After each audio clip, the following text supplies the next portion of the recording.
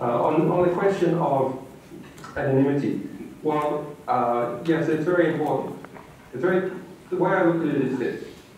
Ultimately, what is important is that we understand, European, understand the nature of their civilization. And understanding that nature, they can adjust their lives to live in its reality, but also to create a new reality, to create new standards. The way to do that is we have to maximize the flow of the hidden reality, the reality of offshore tax havens and security agencies and so on, to the public record.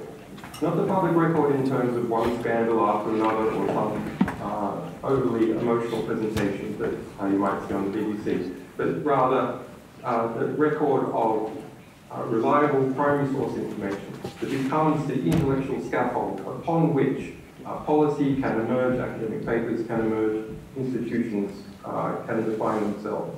So that's the way I see it. In terms of the task for the European Parliament, I think it has 5 simple tasks. Number 1, end impunity.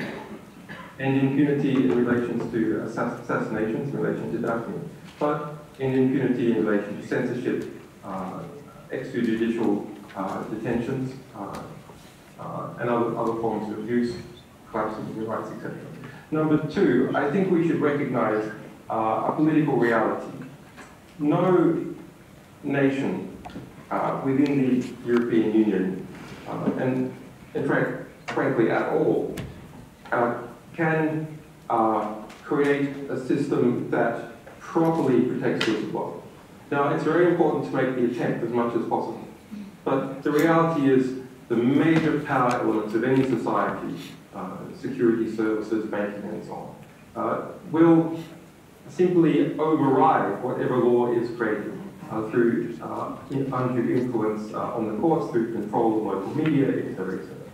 So, but understanding that we can create within Europe as a family of nations common standards that understands the state always has a weakness, even with the best intentions, and that other states can relieve the pressure. And that pressure is relieved in whistleblowing in public cases by asylum. When the state structures cannot hold, when the power elements are too strong to abide by its own laws and standards, then those whistleblowers can take shelter in another state in Europe. And the same goes for publishers and political activists and politicians of various types calling for reform. So that means asylum and European arrest warrant reform within Europe. Number 3, stop cross-border censorship. Now, the case of Daphne Caruana is very interesting.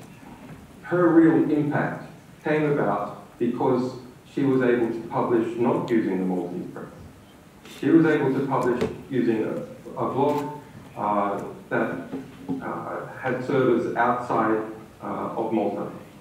And so it's the refugee publishers, if you like, that are able to speak back to their home audience that has been, I believe, the single greatest contributor to freedom of information in the 20th century, cross-border publishing. But a move has been put in foot, which is still in relatively early train, to censor at the national level, to stop cross-border publishing. And that's what Germany is doing right now with its municipal parliament, and it's what many states in Europe have come to do using the excuse of censoring cross-border piracy, downloading of films and so on, censoring the pirate bay, etc. Those same technical and legal standards that have been erected are, of course, moved very quickly into cross-border censorship.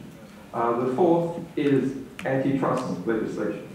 There's an epic struggle occurring now in the heart of the EU in relation to whether the enormous distributors like Google and Facebook and Amazon AT&T, Vodafone, which control much of the internet infrastructure, will be allowed to grow, so there's only perhaps 3 of them in existence.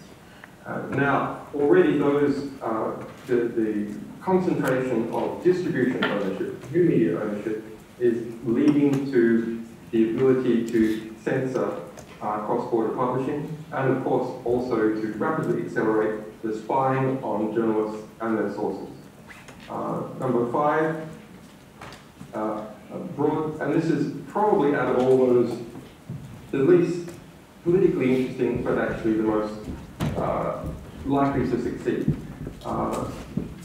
Broad spectrum funding at the EU level for resistance to spying and resistance to censorship. Research projects at the technical level, to a degree also down to the legal and political level, to use systems which protect sources and protect them. Okay, Julian Assange, thank you very much for being with us tonight, and goodbye. Now.